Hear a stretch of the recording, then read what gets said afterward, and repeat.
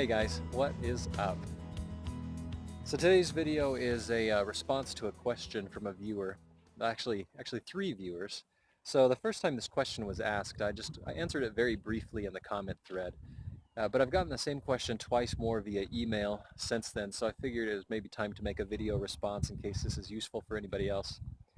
So as I go through these Q&A type videos, because I'm sure there'll be more, keep in mind that all of these answers are just based solely off of my own personal experience. So if you've got any conflicting answers or information or experiences, or if you've got additional insights, something that I miss, please feel free to share. I would love to learn from you as well. So the question today is exhaustion beneficial to projecting? And I would say that just like anything with astral projection, that's not just an easy yes and no answer. When I think about exhaustion, I put it in three different categories. So there's physical exhaustion, that's an easy one, right? Your muscles are tired, your body is worn out. There's mental exhaustion, and that I equate that more to sitting in a cubicle for 8 to 10 hours and doing mentally difficult work, but not a lot of physical exertion. Maybe a week of studying for a final exam or something like that.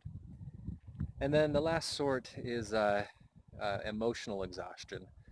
And that might come from a fight with a wife or a child, or a road rage, or anything else that leads to depression or anger or frustration.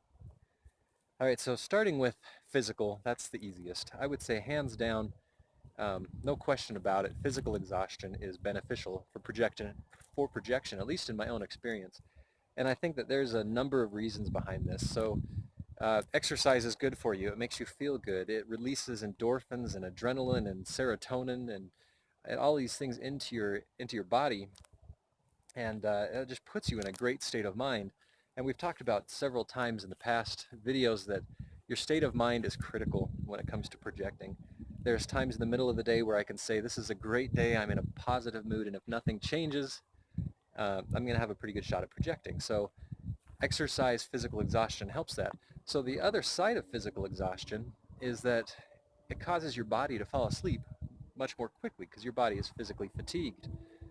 So examples of that, I mentioned I spent 10 days in Ireland with my wife. We were walking 15 to 20 miles a day, and near the end of our trip, I had back-to-back projections 2 different nights just because I laid down and my body just fell asleep just instantly.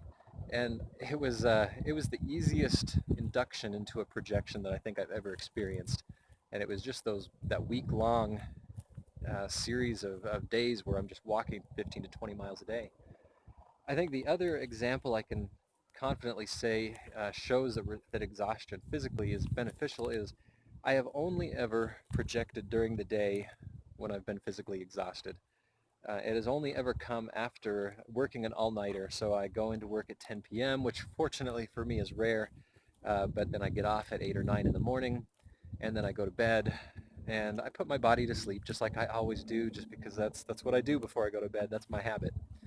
And those are the only times I've ever been able to project during the day, is after being up for more than 24 hours straight. All right, so physical exhaustion, I'd say, is good. Now, mental exhaustion, I have projected successfully when mentally exhausted, and I have also had it stand in my way as a roadblock.